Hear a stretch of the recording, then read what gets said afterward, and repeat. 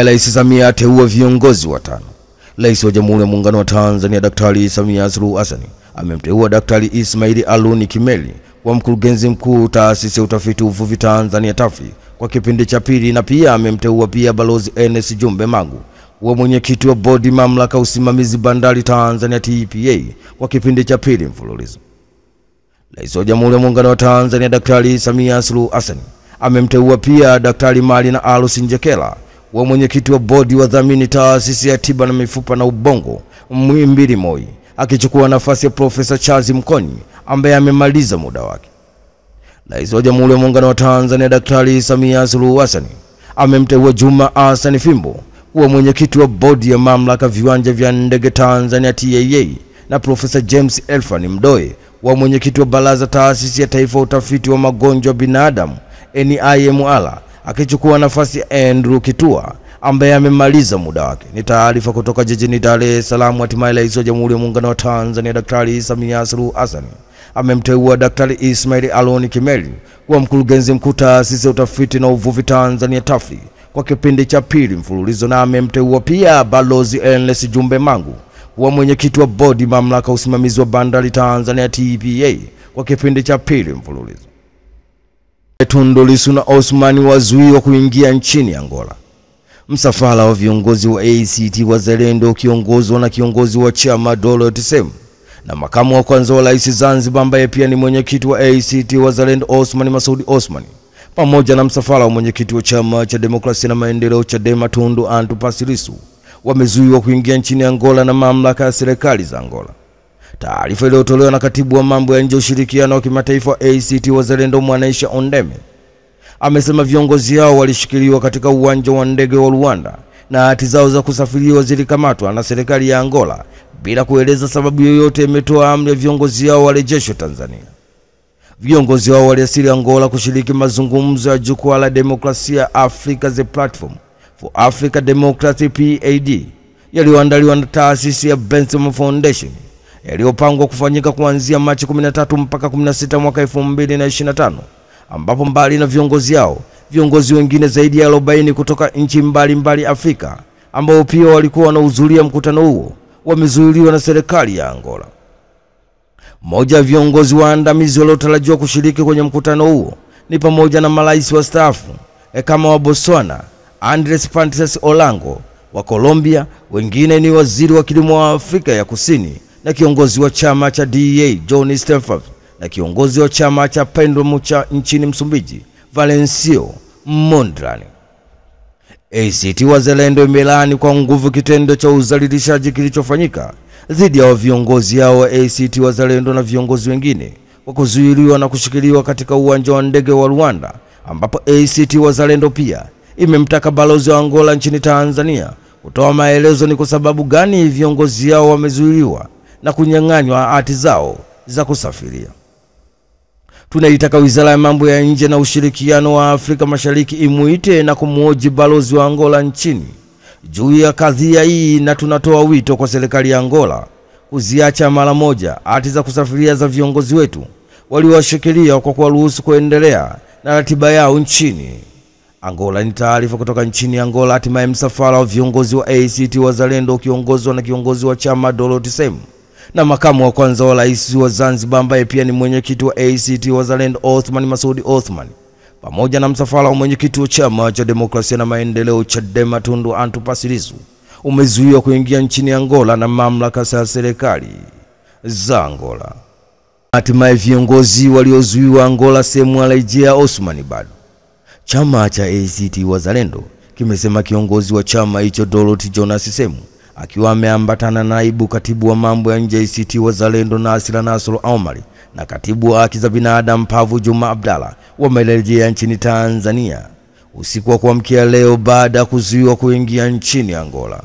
Taarifa iliyotolewa na katibu wa mambo ya nje ushirikiano wa kimataifa wa ACT Wazalendo Mwanaisha Mdeme amesema kwa upande wake mwenyekiti wa ACT Wazalendo ambaye pia ni makamu wa kwanza wa rais Zanzibar Osman Masoud Osman bado yupo jijini Luanda nchini Angola kwa ajili ya kukamilisha taratibu za usafiri kurejea nyumbani Tanzania.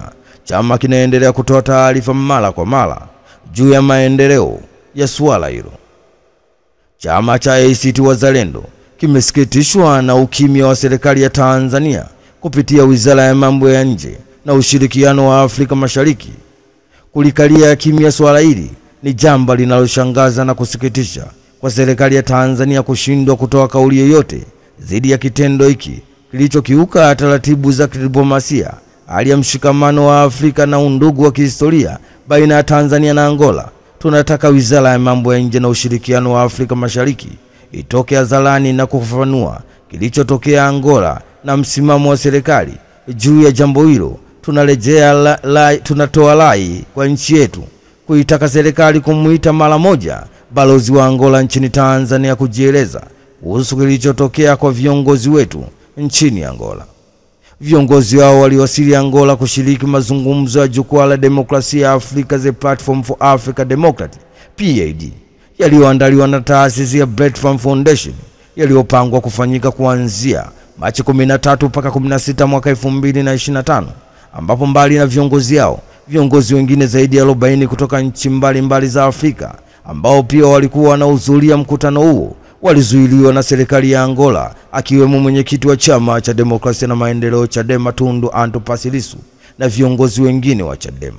Ni taarifa kutoka nchini Angola. Hatimaye chama cha ACT Wazalendo kimesema kiongozi wa chama hicho Dorothy Jonas Semu, akiwa ameambatana na naibu katibu wa mambo ya nje ya ACT Wazalendo Nasr Omari na katibu haki za binadamu Pavu Juma Abdalla, wamerejea nchini Tanzania usiku wa kuamkia leo baada ya kuzuiwa kuingia nchini Angola.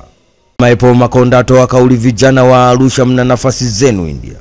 Mkuu wa mkoa wa Arusha Paul Christian Makonda amekutana na kuongea na balozi wa India nchini Tanzania Bishwa Diwai na kukubaliana kukuza na kuimarisha mahusiano ya pande zote mbili katika kuhakikisha kuwa wananchi wa Arusha wananufaika na fursa mbalimbali kutoka nchini India. Katika mazungumzo yao, Paul Makonda na balozi Wei wamejadiliana na mkoa wa Arusha kupata fursa ya mambo matano, ikiwemo kongamano kubwa litakaofanyika mwezi Mei mwaka 2025, ambapo atakuwepo maprofesa mashuhuri kutoka nchini Marekani kutoa elimu kuhusu akili mnemba artificial intelligence kwa vijana wa Arusha. Viongozi hao pia katika mazungumzo yao wamekubaliana kuanzisha kilimo cha mitishamba inayotumika katika utengenezaji wa dawa za asili chini ya usimamizi chuo kikuu cha Nelson Mandela. Pia wamejadili kuhusu nchi ya India kutoa fursa ya ufadhili wa masomo kwa vijana takriban 1000 watakaokuwa na fursa za kusoma kozi mbalimbali sambamba na ufadhili wa wapishi 50 watakaoenda kupata mafunzo ya upishi wa vyakula vyenye ladha ya Kihindi ili kuvutia watalii kutoka nchini India watakaokuja nchini Tanzania. Fursa nyingine itakayopatikana katika mazungumzo hapo Makonda na balozi huyo wa India nchini Tanzania ni pamoja na kuimarisha kilimo cha maembe mkoani Arusha kutokana na uhakika wa soko litakayopatikana nchini India, ambapo pia raia wa nchi hiyo wamekuwa na uhitaji mkubwa wa unga unaotokana na tunda la embe kwa ajili ya matumizi mbalimbali. Ni taarifa kutoka jijini Arusha. Hatimaye mkuu wa mkoa wa Arusha Paul Christian Makonda amekutana na kuongea na balozi wa India nchini Tanzania Bishwa Diwai na kukubaliana kutoa elimu na kuimarisha mahusiano ya pande zote mbili katika kuhakikisha kuwa wananchi wa Arusha wananufaika na fursa mbalimbali kutoka nchini India. Daktari Kikwete atua Japani, agenda ni elimu. Rais mstaafu Daktari Jakaya Mrisho Kikwete, akiwa ni mwenyekiti wa bodi wa shirika la elimu kimataifa GPE, yupo Tokyo nchini Japani kwa ajili ya kukutana na kufanya mazungumzo na viongozi wa serikali, wakuu wa taasisi, mashirika mbalimbali nchini Japani. Lengo la ziara yake nchini Japani ni kuboresha ushirikiano wa GPE na Japani katika kuwezesha utatuzi na changamoto za elimu ya chekechea, msingi na sekondari katika nchi zinazoendelea. Katika siku ya kwanza, rais mstaafu na mwenyekiti wa bodi ya GPE amekutana na kufanya mazungumzo na Mheshimiwa Shin Yokoyama, waziri wa fedha wa Japani, na naibu wake Mheshimiwa Atsu Mimura. Rais mstaafu Jakaya Mrisho Kikwete amekutana na kufanya mazungumzo pia na Akiro Tanaka, rais wa shirikisho la ushirikiano kimataifa la Japani JICA. Pia rais mstaafu Jakaya Mrisho Kikwete amekutana na Yoichi Sakawa, mwenyekiti wa taasisi ya Nippon. Sakawa mwenye umri wa miaka 86 sasa alifanikiwa kupanda mlima Kilimanjaro tarehe 12 Februari mwaka 2024 katika kuadhimisha miaka 85 ya kuzaliwa kwake. Kwa siku zinazofuata, Rais mstaafu Jakaya Mrisho Kikwete anatarajiwa kukutana na timia, waziri wa mambo ya nje wa Japani, wabunge wa bunge la Japani na kushiriki mjadala kuhusu elimu ya teknolojia, kufanya mahojiano na vyombo vya habari, na anatarajia kufanya mazungumzo na Mheshimiwa Tisi Njalo, rais wa taasisi ya Afrika. Ni taarifa kutoka Japani. Hatimaye Rais mstaafu wa Tanzania Jakaya Mrisho Kikwete akiwa ni mwenyekiti wa bodi wa shirika la elimu kimataifa GPE yupo Tokyo nchini Japani kwa ajili ya kukutana na kufanya mazungumzo na viongozi wa serikali, wakuu wa taasisi, mashirika mbalimbali nchini Japani.